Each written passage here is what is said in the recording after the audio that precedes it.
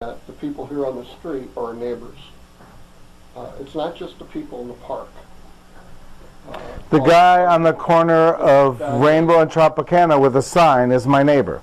Yeah, but it's not just them. Those are the ones we see.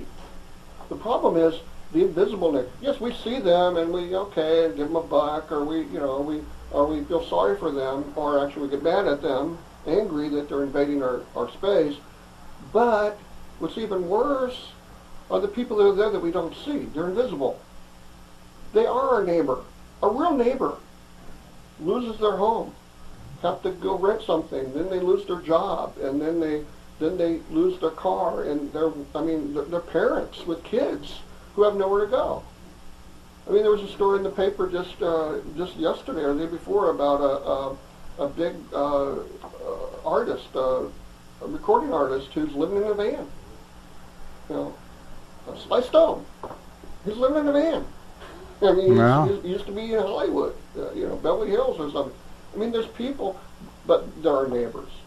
The average American family is 3 paychecks, or some of them are 1 paycheck away from homelessness, okay? And they are our neighbors. We've lost this. Nobody knows who their neighbors are anymore. They don't know what's going on. And so if we get back to community, this is my big thing, is community. We get back to a real community where we interact with our neighbors, we'll know what the issues are. We can help each other.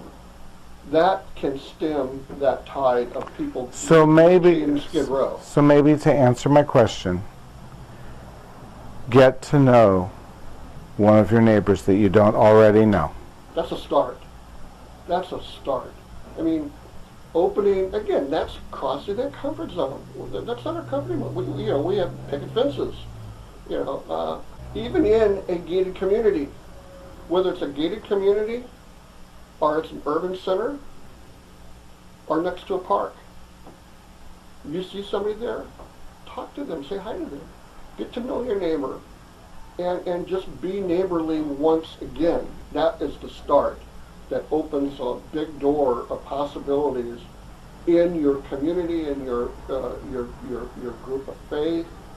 It goes beyond. And getting to know what the issues are in the community. I mean, politics is not a bad thing for people of faith to be involved in. I ran for office once. Again, there's no dichotomy. We built this artificial dichotomy between sacred and secular. It doesn't belong. And that's a lifestyle. And that's where I think faith can really be instrumental in helping us be holistic in ourselves, in faith, in community. I get angry on the freeway or with a pedestrian who ignores the red hand that stopped blinking and still keeps steps off the curb, and then we all have to wait on the green light. I get angry. And they make other people miss the light. And then we miss the light, and then we get a ticket because we turned anyway, and they weren't off the sidewalk. Off the crosswalk yet. We need to deal with those. We need to be at peace. We need to become a people at peace who live in community, who how can we make that happen? Allow our faith to touch to permeate every part of our being, to be peaceful people, to be followers of Christ, to be peaceful, to recognize that we live in community. That's not just us. It's not just the appointment we're missing, being late to, that person's keeping us from. That person is a human being that has issues and stuff that they're focusing on, that they didn't see the light stuff blinking. They're focusing on the job interview they're going to, hoping that they get a job so they can feed their kids. We're not thinking of them. We're thinking of ourselves. And I think that's one of the biggest things here in our ministry here, is to help people in addiction stop thinking about themselves. Because it's when we get our eyes off ourselves, we see the insignificance of our issues. And we can then reach out, we want to then reach out and touch somebody else. How do you create an interrupt for someone else to see that they're not the only entity in the universe? That's a $64,000 question right Yes, there. it is.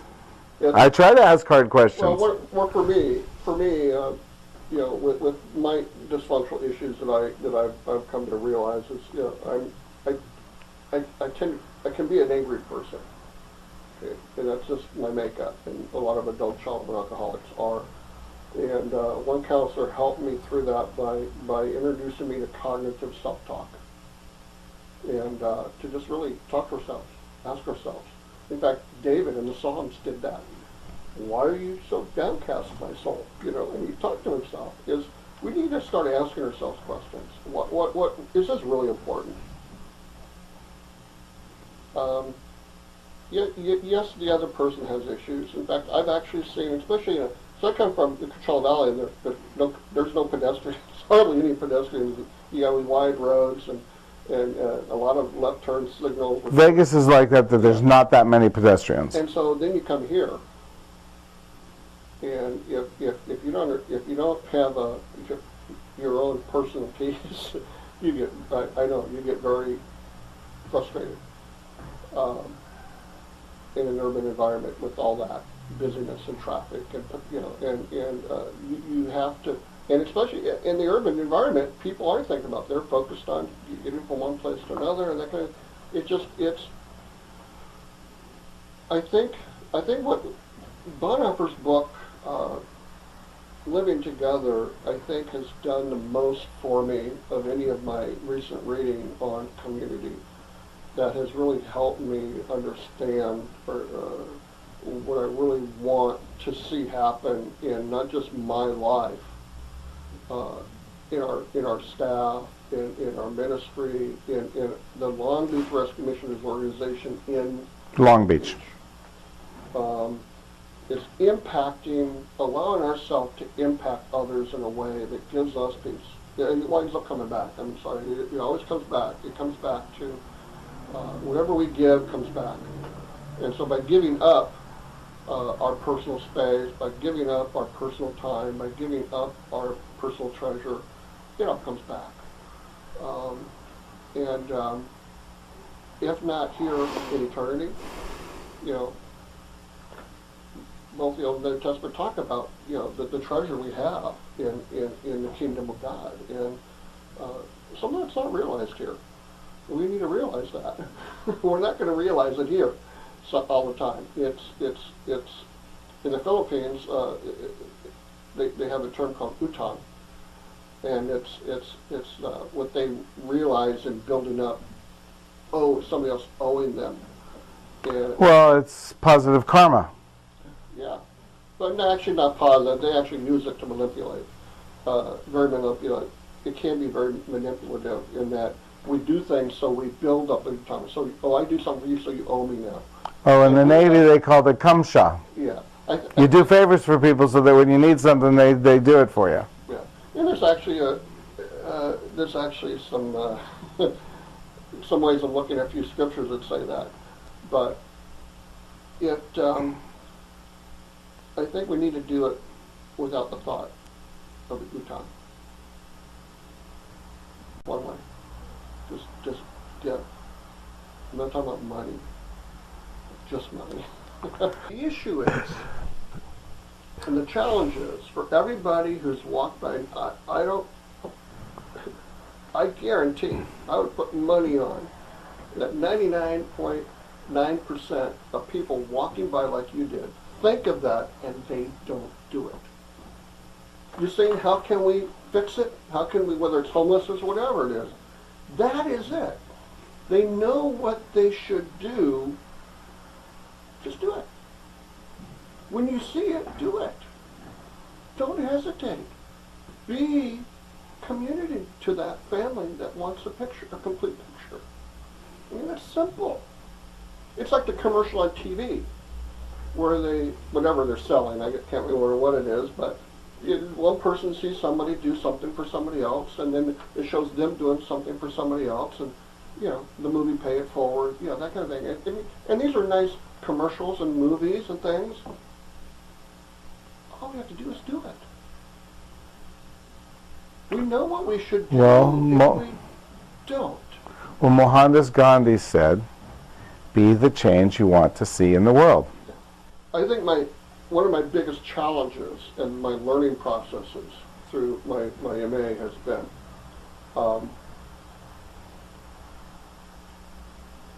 is that leaders create change. Okay, whether it's founding an organization or leading and managing, directing something, and it changes and it grows. The problem is we don't change. And so now that organization has changed how we have envisioned it, but unless we change in the process, then we start holding it back because we're not changing with it. And so the founder of an organization or the director that's been in an organization for 10, 15, 20, 25 years, if they're not changing and evolving and growing with the organization, it will stale. I think one part of leadership and leadership emergence and understanding leadership emergence is part of our jobs as leaders is to make leaders. It's to raise up people who are better than you and then get out of their way. So I think if there's a calling for a leader, it is to be called to be and develop leaders. I mean, that's the call. It's not to a place. See, if this again, we come back to that call. If I feel called here, when do I leave? When I feel called somewhere else? No, it's when I understand that my job is done. And again, that's why if we don't change with the organization, if my being in an organization causes it to not grow and change, then I've reached the end of my usefulness in that organization. They need to change and grow. And so unless I'm willing to change and grow with them and help them keep changing and growing, then I help start holding them back. And so, in a sense of calling, can actually, I think, inhibit growth.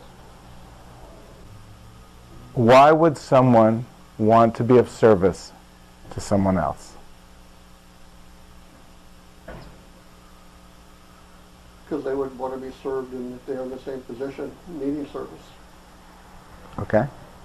They need to be open to give of themselves, cross that line of comfort, and